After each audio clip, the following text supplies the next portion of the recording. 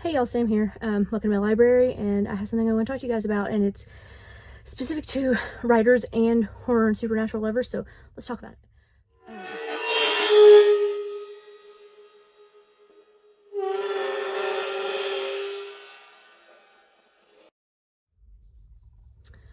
So I grew up in Eastern Kentucky. I still live there. I'm not going to get too specific. This is the internet. Things can get weird real quick, but I feel like the place that I come from and the place that I've lived my whole life has greatly influenced me, both as a writer of horror stories and as somebody who's just a big believer in the supernatural and the paranormal. Part of it is just the history of the area. It's very dark, a lot of dark, actual true stories.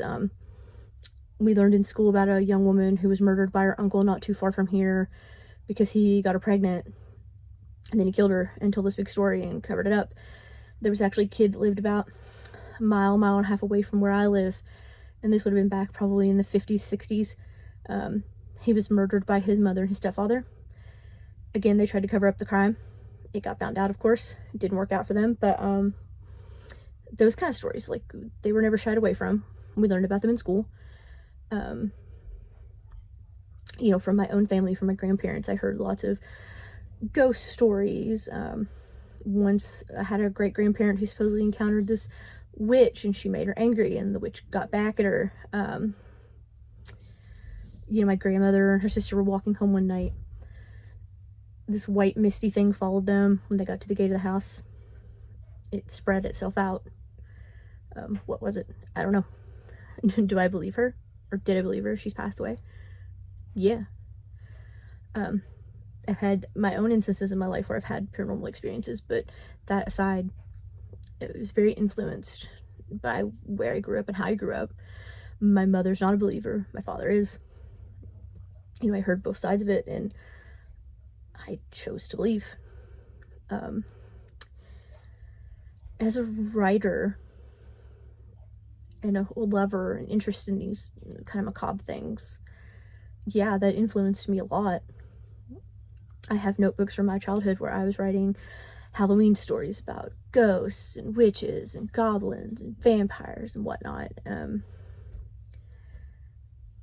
I think that how you grew up, how you were raised, the things that were ingrained in you as a child really influenced you. You know, I know a lot of people who didn't become writers until they were older, and got into poetry and novels they read in high school, which is perfectly fine. But for me, it just went deeper than that. It was just part of my life. It was ingrained in me from a very young age. And I was just kind of wondering how you guys feel about that. You know, fellow writers, whatever it is you write about, like if you write historical fiction, did you grow up in a house where, you know, there's a big interest in history and you went on family road trips to historical places? If you're a fellow horror writer, did you get into that young? If you're not into those things and you're just a lover of the paranormal and supernatural and, you know, film horror, did that start young? What sparked your interest? How did it start? Yeah, leave me some comments. Let's talk about it, because I'm very interested to see what everybody else has with their experience and like what you feel about it.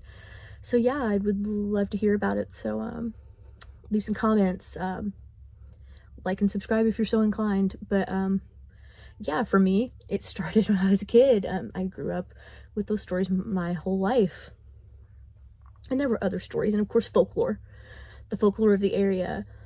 Some of them were the classics. Oh, if you go here at night park, you know, they'll push you uphill and that kind of thing. But sorry, my cat's banging on the door. But you know, we had that, and like the hitchhiking ghost and all those classic urban legends. But you know, this area is very rich in its own folklore, so that was an inspiration. It's actually been a huge inspiration for an upcoming series I'm going to start working on soon that's called Appalachian Horror, and it's all based in the area that I come from.